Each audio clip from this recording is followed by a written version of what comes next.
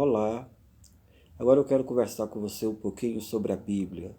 A Bíblia é um livro fascinante, é um livro maravilhoso. Eu não sei se você teve a oportunidade de ler este livro. Na verdade, a Bíblia, o nome Bíblia, significa uma coleção de livros.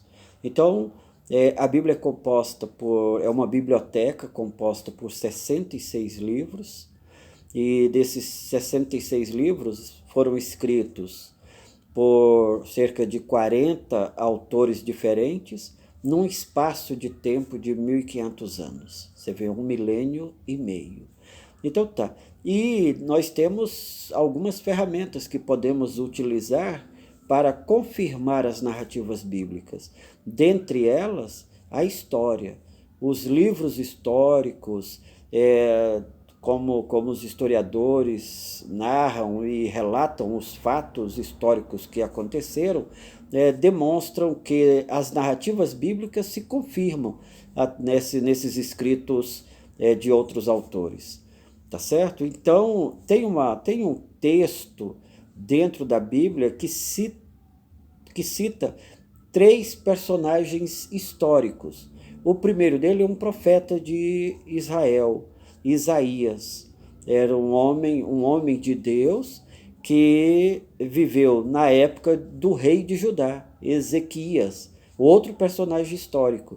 E Senaqueribe, o rei da Síria, também o terceiro personagem histórico. Então eles foram personagens reais que viveram em um momento da história e que traz uma mensagem importante para nós.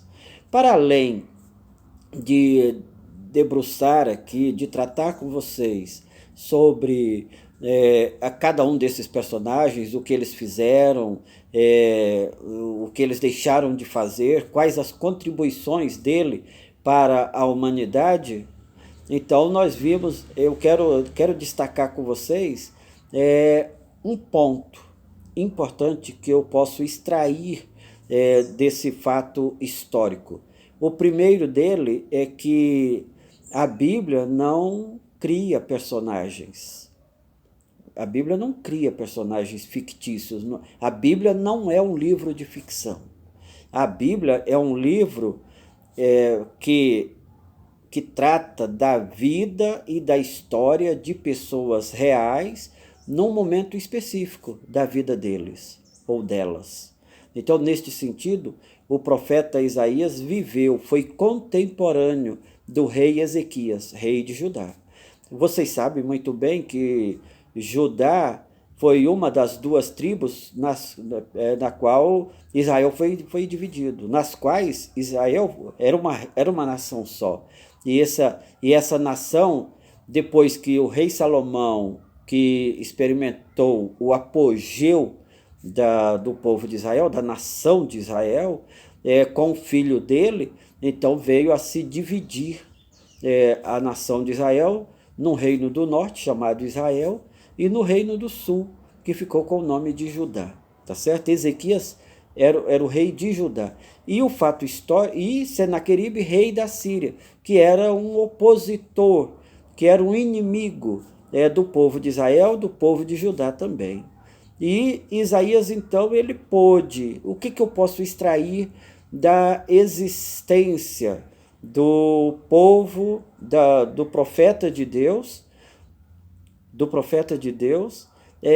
no meio, olha só, no meio de um conflito entre um rei do povo de Israel, do povo de Judá e também do povo da Síria. Nesse conflito, Isaías surge trazendo uma mensagem de ânimo e de conforto. Agora, qual foi o fato histórico que aconteceu? Senaqueribe procurou de todas as formas intimidar o rei Ezequias. Ele já havia conquistado várias cidades e várias cidades de Israel, e agora ele vem na direção de Judá, cuja capital ficava em Jerusalém, e procura sitiar Jerusalém. Evidências históricas relatos dos povos assírios demonstram que realmente Senaqueribe existiu e que ele foi vitorioso sobre algumas, nos confrontos que ele teve com algumas das cidades de Israel. Então veja, a história relata que Senaqueribe foi um personagem real. A história também demonstra que Ezequias, de igual modo, foi um personagem real. E Isaías, no meio de um rei ímpio e de um rei que procurava fazer a vontade de Deus, representando o povo de Deus, existia um profeta. Isso, para mim, eu posso extrair algumas lições disso. Primeiro é que no nosso conflito, nos nossos problemas, nas nossas dificuldades, nos momentos difíceis que nós enfrentamos na nossa vida, nessa luta cotidiana, né, é importante que Deus esteja sempre no centro da vida da nação, da vida da família, da vida da cidade e da vida de um estado. No caso aqui, o relato bíblico demonstra que Ezequias, como rei de Judá, ele colocou Deus no centro da sua nação. Muito importante isso, porque Senaqueribe, um rei de um estado, de uma nação numericamente superior, então eles intimidaram, eles fizeram com que Ezequias ficasse com medo, mas ele clamou ao Senhor, reuniu o povo, orou, clamou ao Senhor, e o Senhor ouviu e enviou o profeta Isaías para dar uma mensagem de fé e de esperança, dizendo que Senaqueribe não iria conquistar Jerusalém. E de fato, Senaqueribe rodeou Jerusalém, sitiou Jerusalém, mas ele não conseguiu invadir a cidade capital de Judá, porque Deus não permitiu. E as evidências históricas demonstram isso. Então, eu sempre, quando eu estudei essa lição, nós destacamos na época do estudo, porque isso foi em 1º de junho que nós estudamos isso, nós destacamos que a Bíblia não precisa da história para confirmar as narrativas que ela trata, que ela traz. A Bíblia não precisa. A Bíblia é maior, é superior. Primeiro a gente precisa destacar que Deus não precisa que eu e você, nós o confirmemos ou demos evidência da sua existência. Deus é maior do que isso, tá certo? Deus é maior do que isso.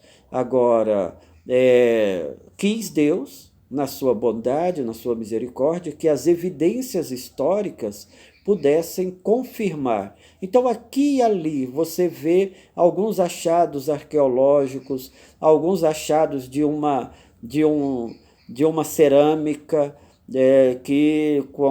porque na época eles escreviam, era através de cerâmicas. Então, aqui e ali você vê que tem um registro que confirma a existência desses personagens históricos.